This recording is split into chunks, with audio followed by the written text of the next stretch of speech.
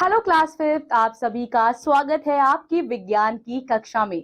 आशा करती हूँ कि आप सभी अच्छे होंगे और अच्छे से पढ़ाई कर रहे होंगे और आप सभी का स्वास्थ्य उत्तम होगा। You all are welcome in your science class. मैं आपकी डिजिटल टीचर हूँ और मेरे साथ अब आप अपने साइंस के सभी चैप्टर्स को पढ़ेंगे। चलिए बच्चों, शुरुआत करते हैं अपने प्रथम क्लास की चैप्टर नंबर 1। आज हम पढ़ेंगे पौधों में प्रजनन यानी कि रिप्रोडक्शन इन प्लांट्स। जितने भी लिविंग बीइंग्स हैं बच्चों, वो क्या करते हैं? वो रिप्रोड्यूस करते हैं, वो प्रजनन करते हैं। प्रजनन पौधों को नए पौधों के रूप में अपना अस्तित्व बनाए रखने में सहायता करता है। पौधे अनेक प्रजनन करते हैं, उनमें से अधिकतर बीजों द्वारा प्रजनन करते हैं। एक फूल दूसरे फूल में बदल जाता है, फल में बीज होते हैं, बीजों से नए पौधे उगते हैं। और बच्चों, बिना फूलों वाले पौधे बीजाणुओं द्वारा प्रजनन करते हैं। कुछ पौधे बच्चों अन्य भागों, जड़ों, तनों और पत्तियों द्वारा भी प्रजनन करते हैं।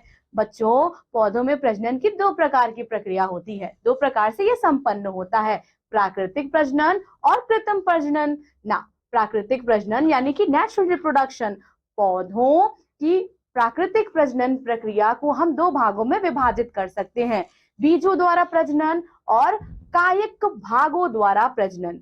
बीजों द्वारा प्रजनन, रिप्रोडक्शन बाय सीड्स, पौधों के प्रजनन में सबसे पहला स्थान बीज का होता है।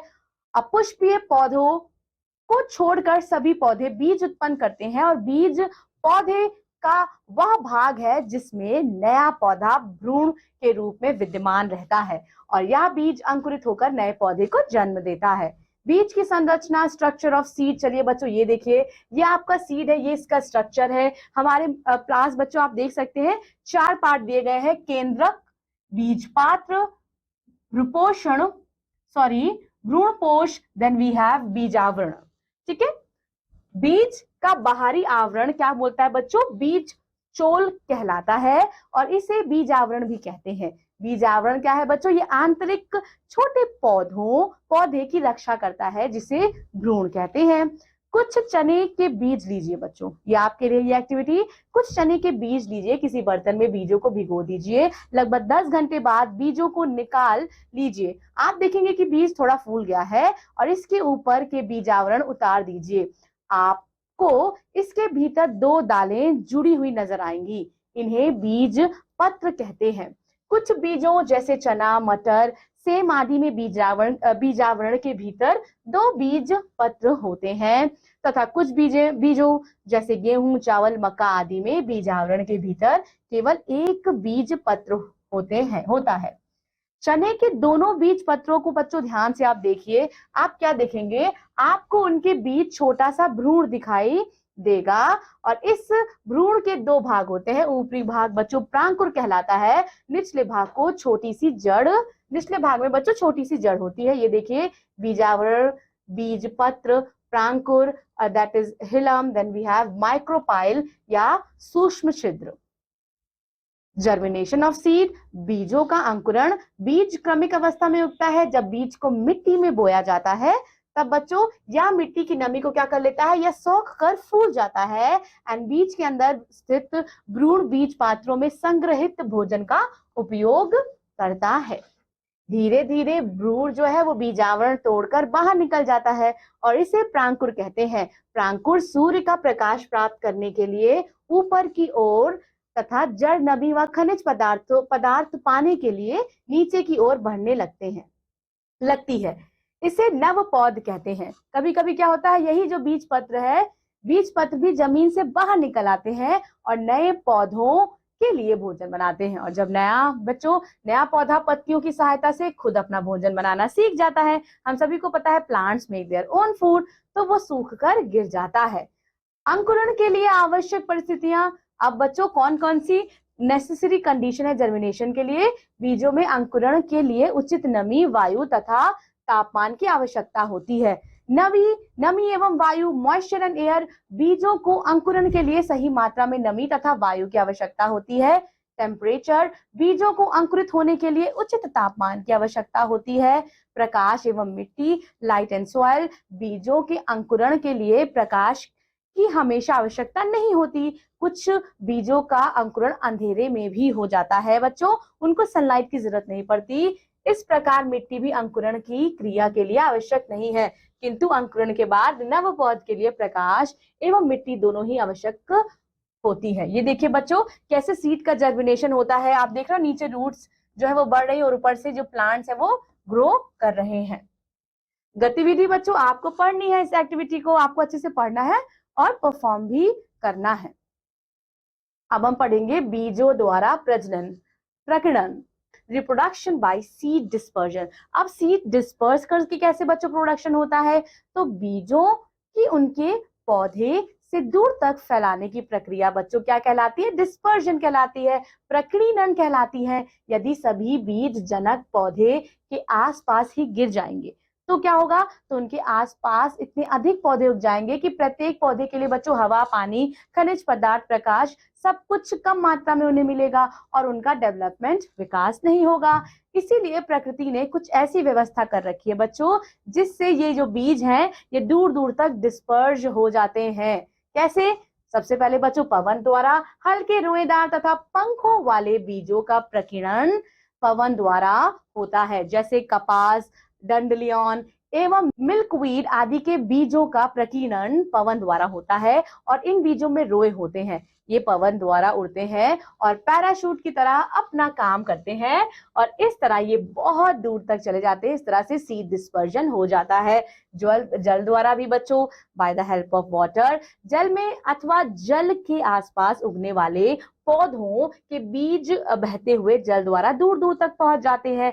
ऐसे बीज रेशेदार तथा स्पंजी होते हैं। एग्जाम्पल, नारियल जल के समीप उगता है। नारियल की ऊपरी परत रेशेदार होती है जिस कारण नारियल कभी पानी में नहीं डूबता बल्कि तैरने लगता है और यह तैरकर दूर तक पहुंच जाता है। जब यह किसी तट पर पहुंच जाता है तो बाहरी आवरण गलने लगता है तथा कुछ समय पश्चात उसमें से बीज बाहर निकल आता है। इस प्रकार अपने वृक्ष से दूर नारियल बच्चों इसका भी एक नया और पौधा निकल जाता है with the help of dispersion. कमल के फूल उसके स्पंजदार डंठल में ऊपर की ओर लगे होते हैं और यह पानी में तैरते रहते हैं। बाद में यह गल जाते हैं तथा बीज बाहर निकल आते हैं। प्राणियों द्वारा, एनिमल्स द्वारा भी बच्चों डिस्पर्जन होता है। कुछ पौधों के फल स्वादिष्ट, गूदेदार तथा रसीले होते हैं। जंतु और मनुष्य फलों को तोड़कर दूर दूर तक ले जाते हैं। वहां वे इन फलों को तो खा लेते हैं परंतु इनके बीजों को फेंक देते हैं। इस तरह बीज अपने वृक्ष से बहुत दूर पहुंच जाते हैं।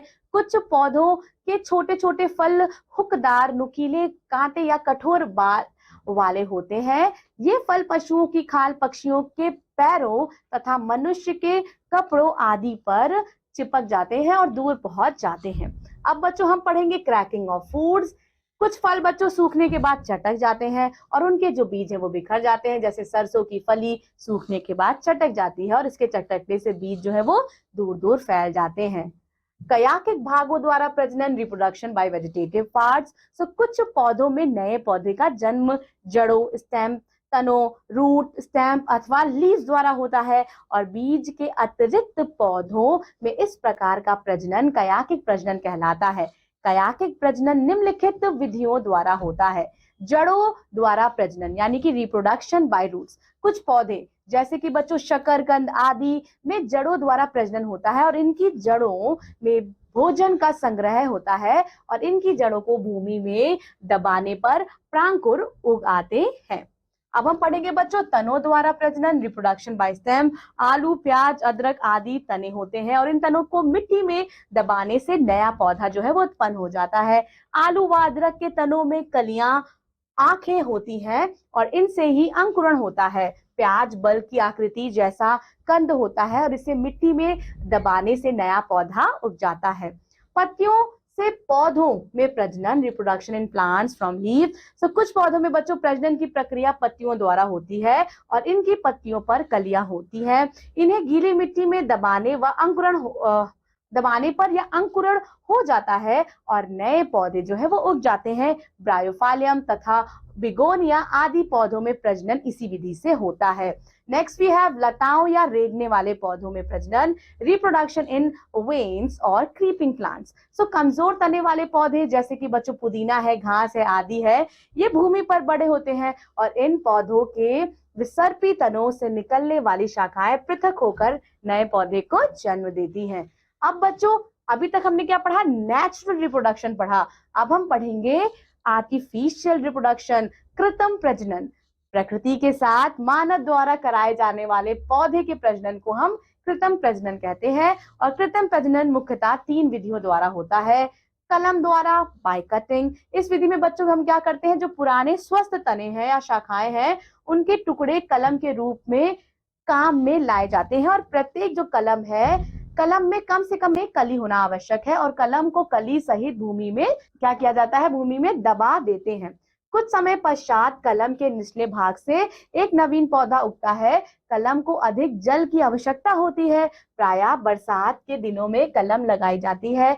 जैसे गन्ना, गुलाब, अनार, नींबू आदि पौधे इसी विधि द्वारा उगाए जाते हैं। नेक्स्ट वी हैव रोपण द्वारा, बाय ग्राफ्टिंग। इसमें क्या होता है बच्चों, किसी जड़ वाले पौधे के कटे तने पर हम दूसरे पौधे के तने को उगाने की विधि को रोपण या पैबंद लगाना कहते हैं। और इस विधि में क्या होता है, इस विधि से घटिया नस्ल के पौधे की टहनी को काट कर हम क्या करते हैं, उस पर उत्तम अच्छी नस्ल वाले दूसरे पौधे की आकार की टहनी कलम लगा देते हैं और इसके पश्चात दोनों पौधों की कलम को धागे से बांध देते हैं और बच्चों जोड़ के चारों तरफ गीली मिट्टी लगा देते हैं। इस विधि से क्या होता है, इस विधि से उत्पन्न पौधा अच्छी नस्ल वाला हो जाता है और इस विधि का प्रयोग गुलाब, आम, नींबू, सेब आदि की क्रिया में किया जाता है। दाब कलम लेयरिंग द्वारा बच्चों, तो कुछ पौधे बच्चों जैसे चमेली है, रसभरी आदि है, इनकी लंबी शाखा को मोड़कर यदि भूमि में मिट्टी के नीचे अगर दबा दिया जाए और उसके कुछ भाग को भूमि के ऊपर रखा जाए बच्चों, तो क्या होता है, तब नए भाग से जड़ निकलने लगती है। भूमि में दबाए गए भाग से उनमें से जड़ निकलती है और अब शाखा को मूल पौधे से काट देने पर नवीन पौधा बन जाता है और अब इसे किसी भी जगह पर रोपित किया जा सकता है। कृषि फसलें उगाना, एग्रीकल्चर ग्रोइंग क्रॉप्स, गेहूं, मक्का, बाजरा, चावल, जौ आदि को हम अपने भोजन के रूप में खाते हैं और ये हमें क्या देते हैं बच्चों, एनर्जी देते हैं। और प्राप्त कहाँ से होते हैं, ये हमें प्राप्त पौधों से होते हैं। अधिकांश लोग इन्हें खाते हैं, अतः इनका उत्पादन बड़े पैमाने पर किया जाता है। इनके पौधों को खेतों में अधिक मात्रा में उगाया जाता है और इनकी उचित देखभाल की जाती है। विभिन्न दलहनों, दालों, तिलहनों, तेल के बीजों, सब्जियों व फलों, तंबाकू, चाय, कॉफी, रबर तथा रेशों आदि की फसलें भी बच्चों बड़े पैमाने पर उगाई जाती हैं और फसलें क्या है, ये एक निश्चित जलवायु, मिट्टी तथा ऋतु में उगती हैं। बच्चों आपका पाठ यही समाप्त होता है। आपको पाठ के महत्वपूर्ण तथ्य को पढ़ना है, पाठ का अच्छे से अभ्यास करना है। मैं मिलूंगी आपसे अब आपकी अगली विज्ञान की कक्षा में। तब तक के लिए बच्चों अपना ख्याल रखिए, अच्छे से पढ़ाई कीजिए। Take care, bye bye.